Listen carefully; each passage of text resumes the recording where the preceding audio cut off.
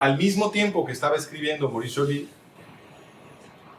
separados por unos cuantos años, nada más, empieza a escribir sus primeros textos eugenistas, Francis Galton. Francis Galton también estaba reaccionando al año de 1848. Pero lo que le preocupaba a Francis Galton no era advertirle a la gente que los logros de 1848 a la larga se iban a perder.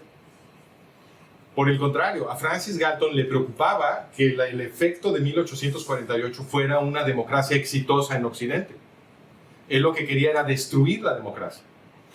Entonces inventó esta teoría eugenista que lo que dice es que las aristocracias occidentales son más listas que las clases bajas, son literalmente más inteligentes, según él, que las clases bajas, porque tienen más sangre alemana, germánica, aria, nórdica. Ese argumento empieza con el movimiento eugenista. ¿Ok? Y aunado a ese argumento iba la implicación lógica. Bueno, si las clases bajas, a las que les estamos dando el voto, son retrasados mentales, porque eso es lo que decía que eran, si son retrasados mentales, pues obviamente esto va a destruir a la sociedad. Sobre todo si dejamos que se mezclen biológicamente con las clases altas. Si se empiezan a formar apareamientos de aristócratas y pobres y clases medias y todo, se empieza a volver un revoltijo biológico, se apendeja la raza, ¿no? Al rato todos vamos a ser imbéciles porque, según Galton, los genes de los tontos eran más fuertes que los genes de los listos. Entonces, cuando hacías la mezcla, siempre perdían los genes de los listos. Lo cual, aunque Galton hacía alarde de estar aplicando la teoría de Darwin, demuestra que de hecho la estaba poniendo de cabeza. Porque la teoría de Darwin lo que dice es que los genes superiores son los que se vuelven más comunes. Mientras que aquí Galton lo que estaba diciendo era que los genes inferiores eran los que se volvían más comunes. ¿Okay? Entonces, nunca acusen a Galton de ser un darwinista, porque no es cierto, es un antidarwinista.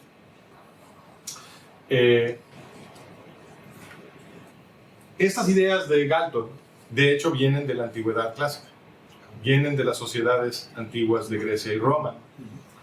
Como explica el historiador Benjamin Isaac, que es un gran historiador de las ideas racistas, de la evolución de las ideas racistas en Occidente, en un libro que se llama La invención del racismo en la antigüedad clásica, él explica, dice, cito, Francis Galton fue uno de los muchos cuyo racismo se influenció de distorsionar las ideas de Darwin. Otras influencias son los textos eugenistas de Platón, Aristóteles, Plutarco. En Esparta, por ejemplo, había la costumbre de, si el niño parecía que no iba a ser buen soldado, el bebé, ¿no? Después de nacer, bueno, pues lo tiraban en una cañada y ya hacían ahí ellos una selección desde el primer momento de vida. Y luego había un entrenamiento tan violento que se llamaba ¿cómo se llamaba? Creo que se llamaba el agoge. Agoge, que era tan tremendo ese entrenamiento para los jóvenes reclutas al ejército espartano, que los reclutaban a partir de la edad de 7. A partir de la edad de 7 le quitaban al crío a sus papás y lo mandaban al entrenamiento, que se volvía efectivamente un hijo del Estado. Y era tan duro el entrenamiento que no todos lo sobrevivían. Entonces ahí había otro corte, digamos, otro filtro, perdón. Bueno, siempre me preguntan, oye, ¿y por qué habrían todos los aristócratas en Europa de decir que tienen sangre germánica? Pues porque la tenían, ¿ok?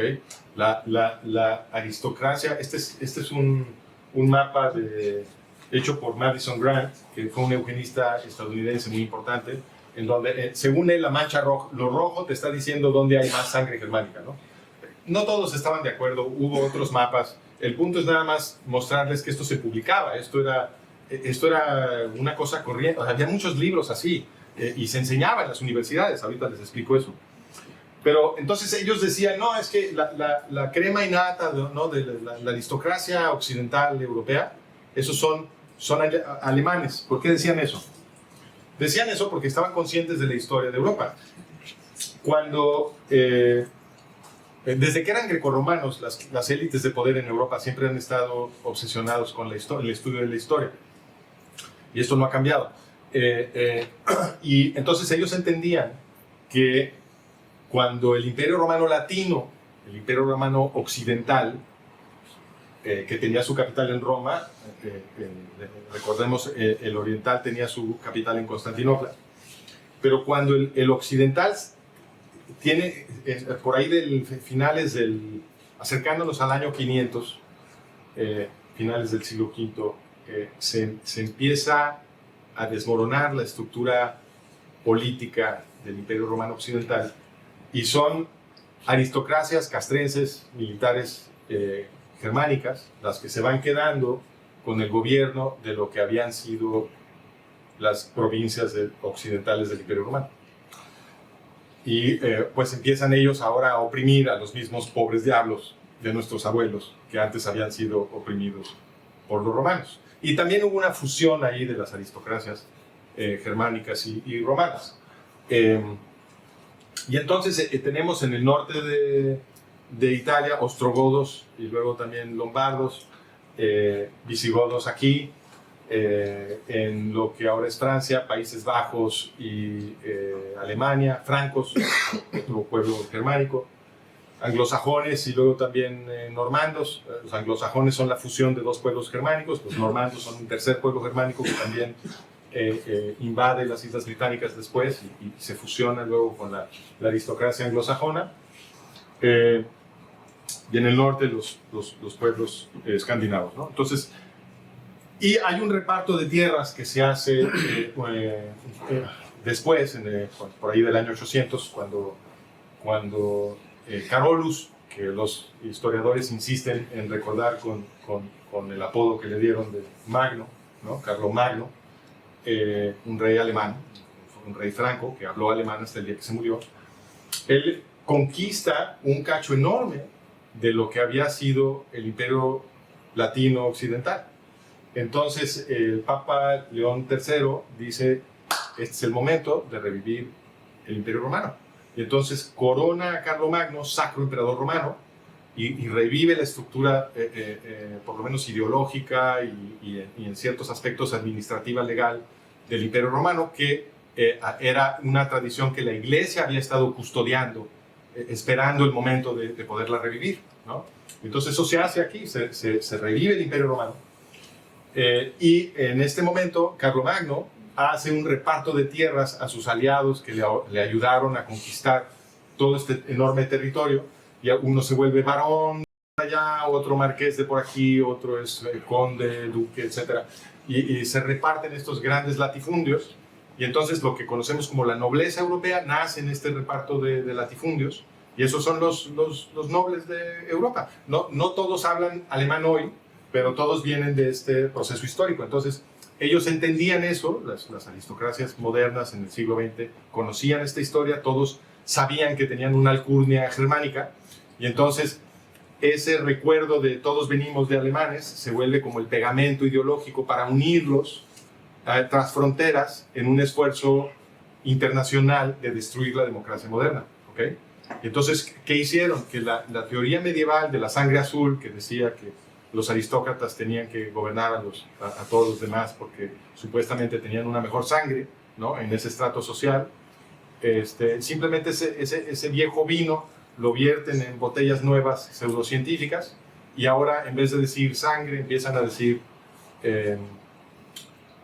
germoplasma y luego genes, cuando la teoría de Mendel se vuelve dominante, ¿no?